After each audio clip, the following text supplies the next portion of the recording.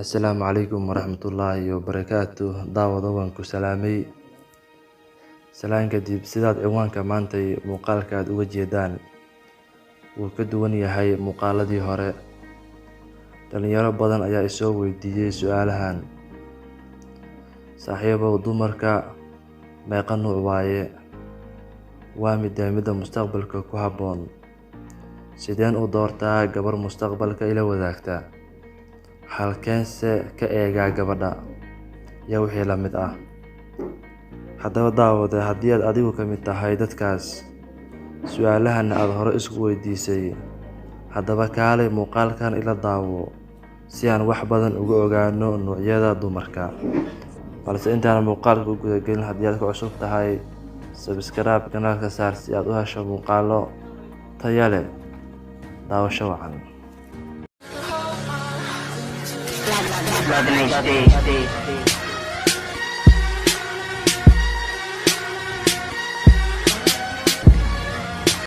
Isku soo noqod wanaagsan daawada.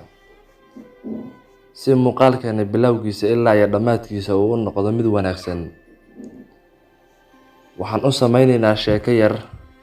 Sheekadaas oo ah aabbo wiilkiisa la talinaya. Wiilka waxaan u bixinaynaa Faarax, aabbahana waxaan u bixinaynaa Guuleed. Haddaba waxay ku bilaabanaysaa sheekadu sida tan. Habeen habeenada ka mid ah ayaa Guuleed waxa uu ahay nin waayo arag ah oo da' ah. Meel uu fadhiyay wuu iska nasanayay. Asagoo meeshii ku caweysanaya baa waxa u imaaday wiilkiisa Faarax.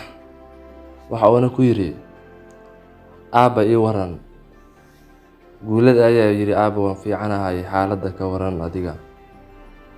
Faarax wuxuu ku jawaabay, aabbe waan iska fiicanahay alxamdulillaah. Waxaan rabaa inaan arrin kuu sheego oo maalmahan aan kaa qarinayay, runtii waqtina aan u waayay inaan kuu sheego. Guuleed wuxuu yidhi, aabba bal ii sheeg arrintaas maxay tahay? Faarax wuxuu yidhi, aabbe waxaan rabaa inaan dhisto reer. Guuleed wuxuu yidhi, aabbe waa arrin wanaagsan ee gabadhee jeclaatay reerkeesa gabadhu ka soo jeedaa si aan kuugu doono. Faarax wuxuu yidhi, aabbe gabadha weli aan gabar maan jeclaanin, laakiin waxyaabo su'aalo aan isweydiinayo ayaa jira oo dumarka quseeya. Guuleed wuxuu yidhi, waa aabbihii. Aabbe su'aalahaasi maxay yihiin?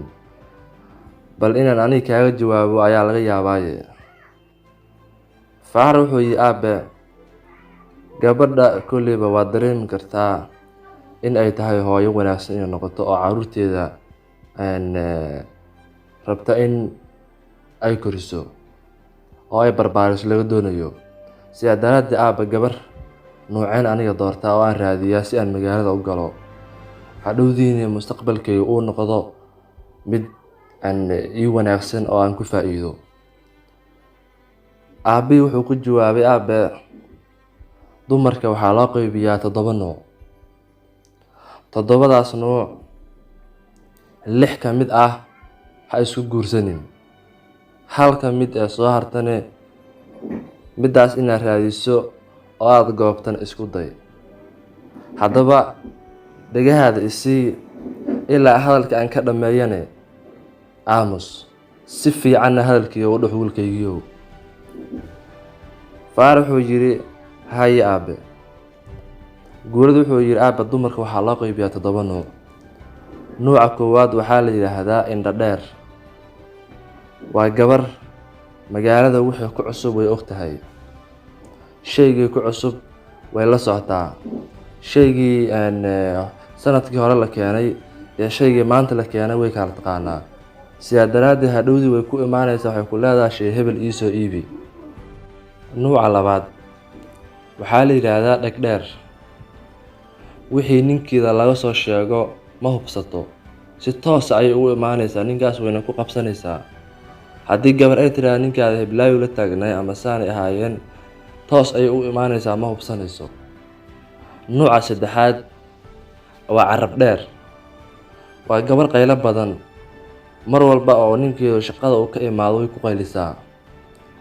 Markii laga rabay in ninkeeda soo dhaweyso jawi degan iyo firaash wanaagsan u sameyso, qayl ay ku bilaabaysaa. Nuuca afaraad, gacan dheer. Waa naag dagaal badan. 24 saac ninkeeda dagaal iyo gacan qaad ayay kula jirtaa. Nuuca shanaad waa lug dheer. Waa gabar 24 saac way socotaa. Ma laga yaabo xaafadda inay joogto. Way soo wareegaysaa, way soo soconaysaa, qaraabay soo salaamaysaa, abbaay heblay u tagaysaa. Waa gabar noocaasi ah. Nuuca lixaad waa joog dheer. Waa gabar Ilaahay qurux u dhameeyay. Markii xaafadda ay ka soo baxdo, nin walba arka waa ay soo jiidanaysaa. Balse cilada ay gabadhaan leedahay ayaa ah gurigeeda markii la tago waxaad kala kulmaysaa dhiiqo. Yacni waa gabar iyada jirkeeda nadaafisa, laakiin gurigeeda uu yahay guri aan nidaam ahayn oo wasaqdu iska dhex yaalo. Nuuca toddobaad waa gabadha nin walba uu ku hamiyo. Waxaa laga yaabaa gabdhaha kale marka loo fiiriyo inay qurux ahaan ay ka hooseyso muuqaalka kore, laakiin waxa ay leedahay qurux hoose, akhlaaq wanaagsan, martisoor wanaagsan, dabeecad wanaagsan, waayo aragnimo, caqli dheeri. Nuucaasna waxaa la yiraahdaa waa garaad dheer. Waa nuuca nin walba uu ku hamiyo. Sidaa daraaddeed wiilkaygiiyow, toddobadaas ayaa loo qaybiyaa gabdhaha. Waxaan kugula dardaarmayaa gabadha u dambeysa ee toddobaad inaad si fiican u raadiso oo aadan qurux iyo waxyaabahaas aadan raadinin. Guuleed hadalkiisaas uu ku dhamaystay, Faaraxne waa uu fahmay. Waxaan filayaa daawada inaad maanta macluumaad badan aad ka ogaatay. Qaab sheeko ahaan ayaan muuqaalkan u soo diyaariyay. Muuqaalkii maanta intaasuu noo egyahay. Tan iyo intaan barnaamij noocan ka kulmi doona, sidaa ay nabadgelyo.